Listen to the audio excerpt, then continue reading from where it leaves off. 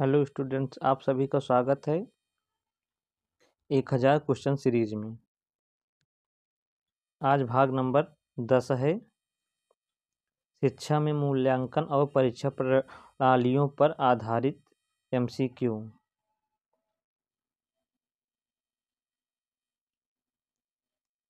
अगर आप Chhattisgarh BEd DElEd तथा पंडित सुंदरलाल शर्मा से बीएड डीएलएड की तैयारी कर रहे हैं तो आप हमारे कोर्स से जुड़कर अपनी तैयारी बेहतर कर सकते हैं। इस कोर्स में आपको recorded classes, doubt session, PDF notes मिलेगा। यह कोर्स आपको A2 क्लासेस ऐप पर मिलेगा। यह ऐप आपको इस वीडियो के डिस्क्रिप्शन में तथा प्ले स्टोर में मिल जाएगा। बैच का प्राइस 999 रुपये है। पहले 50 स्टूडेंट के लिए इस बैच का प्राइस मात्र 499 रुपये रखा गया है। हमारा पहला प्रश्न है, मूल्यांकन का मुख्य उद्देश्य क्या होता है? शिक्षण के प्रभाव का निर्धारण करना, छात्रों की कमजोरियों की पहचान करना, छात्रों की प्रगति की निगरानी करना। ऑप्शन डी उपरोक्त सभी। इसमें हमारा ऑप्शन नंबर डी सही हो जाएगा, उपरोक्त सभी। मूल्यांकन का मुख्य उद्देश्य है छात्रों के प्रभाव का निर्धारण करना, छात्रों की कमजोरियों की पहचान करना, छात्रों की प्रगति की निगरानी करना। ये सभी मूल्यांकन का मुख्य उद्देश्य होता है।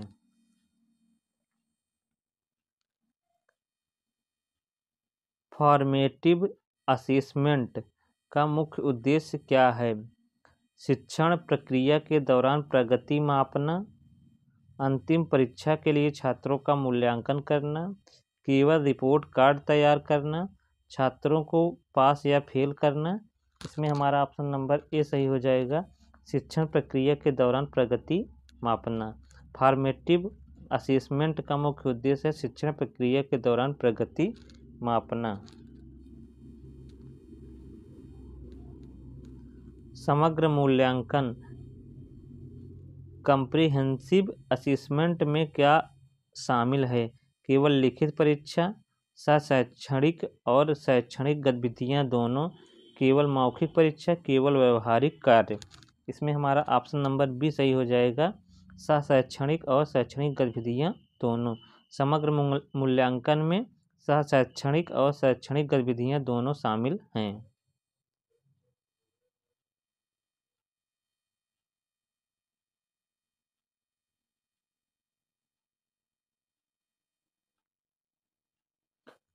CBSE द्वारा अपनाई गई CCE प्रणाली का पूर्ण रूप क्या है? Continuous and comprehensive evolution, comprehensive and cumulative education, continuous and cumulative evolution, comprehensive and continuous education. इसमें हमारा ऑप्शन नंबर ए सही हो जाएगा, कॉन्टिन्यूअस एंड कम्प्रिहेंसिव एवोल्यूशन।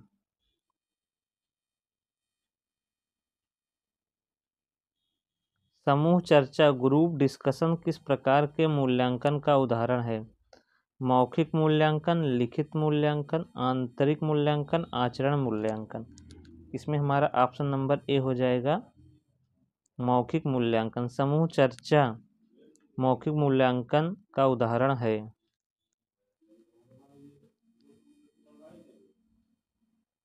शिक्षा में रूब्रिक का क्या उद्देश्य है?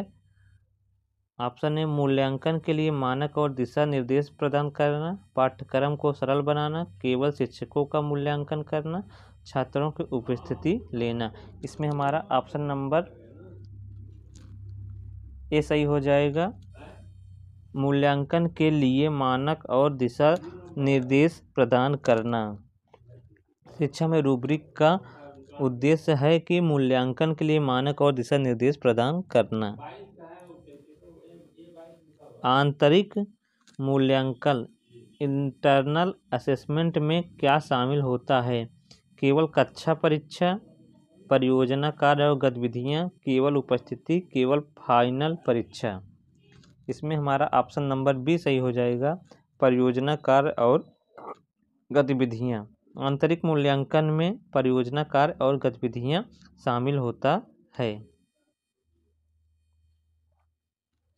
मानक आधारित मूल्यांकन का मुख्य उद्देश्य क्या है? छात्रों की उपलब्धियों की तुलना मानकों से करना, केवल ग्रेडिंग करना, शिक्षकों की समीक्षा करना, छात्रों की उपस्थिति मापना। इसमें हमारा ऑप्शन नंबर ए सही हो जाएगा, छात्रों की उपलब्धियों की तुलना मानकों से करना।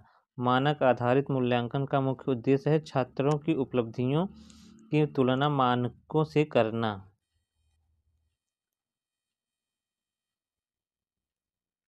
डायग्नोस्टिक टेस्ट का मुख्य उद्देश्य क्या है? छात्रों की कमजोरियों को पहचानना, पाठ्यक्रम का मूल्यांकन करना, छात्रों को ग्रेड देना, शिक्षकों के प्रदर्शन का मूल्यांकन करना। इसमें हमारा ऑप्शन नंबर ए सही हो जाएगा, छात्रों की कमजोरियों को पहचानना। डायग्नोस्टिक टेस्ट का मुख्य उद्देश्य है छात्रों की कमजोरियों को पहचानना। प्रदर्शन आधारित मूल्यांकन में किस पर ध्यान केंद्रित किया जाता है? छात्रों की व्यवहारिक और रचनात्मक क्षमताओं पर, केवल लिखित परीक्षा पर, छात्रों की कक्षा उपस्थिति पर, केवल मौखिक परीक्षा पर। इसमें हमारा ऑप्शन नंबर ए सही हो जाएगा, छात्रों की व्यवहारिक और रचनात्मक क्षमताओं पर। प्रदर्शन आधारित मूल्यांकन में छात्रों के व्यवहारिक और रचनात्मक क्षमताओं पर ध्यान केंद्रित किया जाता है। सांख्यिकी मूल्यांकन का उपयोग किसके लिए किया जाता है?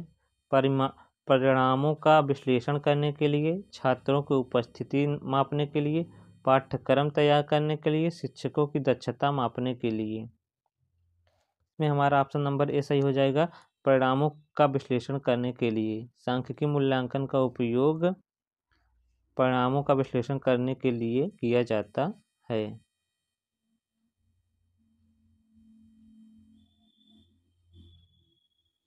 साक्षात्कार इंटरव्यू किस प्रकार के मूल्यांकन का हिस्सा है? फॉर्मेटिव मूल्यांकन, समेटिव मूल्यांकन, आंतरिक मूल्यांकन, मौखिक मूल्यांकन। इसमें हमारा ऑप्शन नंबर डी सही हो जाएगा, मौखिक मूल्यांकन। साक्षात्कार इंटरव्यू मौखिक मूल्यांकन का हिस्सा है। ग्रेडिंग सिस्टम का मुख्य लाभ क्या है? छात्रों की क्षमताओं का तुलनात्मक मूल्यांकन, छात्रों को पास या फेल करना, केवल परीक्षा परिणाम तैयार करना, छात्रों पर परीक्षा का दबाव कम करना। इसमें हमारा ऑप्शन नंबर डी सही हो जाएगा, छात्रों पर परीक्षा का दबाव कम करना।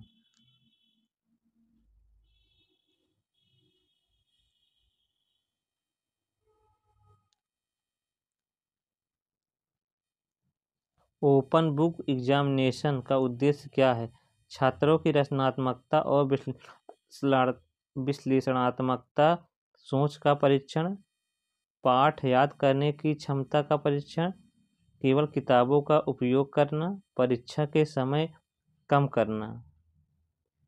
इसमें हमारा ऑप्शन नंबर ए सही हो जाएगा, छात्रों की रचनात्मकता और विश्लेषणात्मकता, सोच का परीक्षण करना।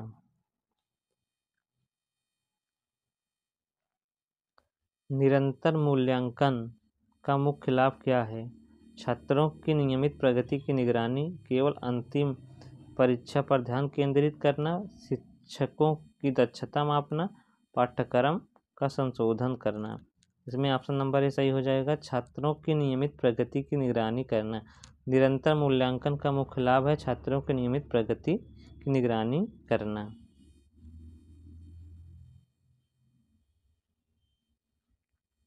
समेटिव असेसमेंट का समय कब होता है? शिक्षण प्रक्रिया के अंत में, शिक्षण प्रक्रिया की शुरुआत में, शिक्षण प्रक्रिया के दौरान, किसी भी समय में। ऑप्शन नंबर ए सही हो जाएगा, समेटिव असेसमेंट का समय शिक्षण प्रक्रिया के अंत में होता है। पोर्टफोलियो मूल्यांकन में क्या शामिल होता है? छात्रों के कार्यों और उपलब्धियों का संग्रह, केवल परीक्षा परिणाम, छात्रों की उपस्थिति, केवल मौखिक परीक्षा। इसमें ऑप्शन नंबर ए सही हो जाएगा। छात्रों के कार्यों और उपलब्धियों का संग्रह। पोर्टफोलियो का मूल्यांकन में छात्रों के कार्य और उपलब्धियों का संग्रह शामिल होता है। पीयर असेसमेंट का उद्देश्य क्या है? छात्रों द्वारा एक दूसरे का मूल्यांकन करना, शिक्षकों का मूल्यांकन करना, केवल परीक्षा प्रबंधन करना, छात्रों की उपस्थिति लेना।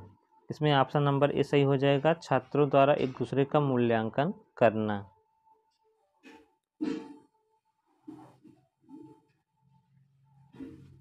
शिक्षा में स्वमूल्यांकन का उद्देश्य क्या है? छात्रों को अपनी ताकत और कमजोरियों का मूल्यांकन करने में मदद करना, शिक्षकों का मूल्यांकन करना, केवल परीक्षा परिणाम तैयार करना, कक्षा का प्रबंध करना। इसमें ऑप्शन नंबर ए सही हो जाएगा। छात्रों को अपनी ताकत और कमजोरियों का मूल्यांकन करने में मदद करना।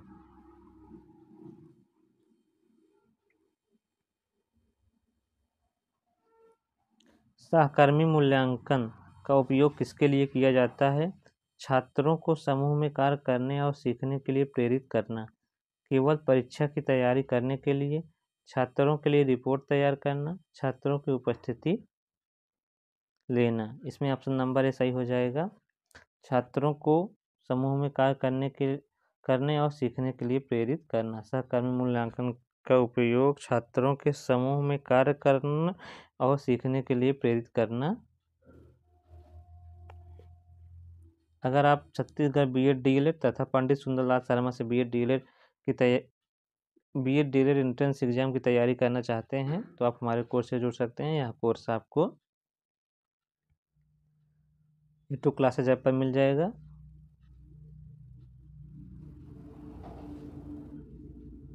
अगर आप चैनल पर नए हैं तो चैनल को सब्सक्राइब कीजिए तथा वीडियो को लाइक कीजिए।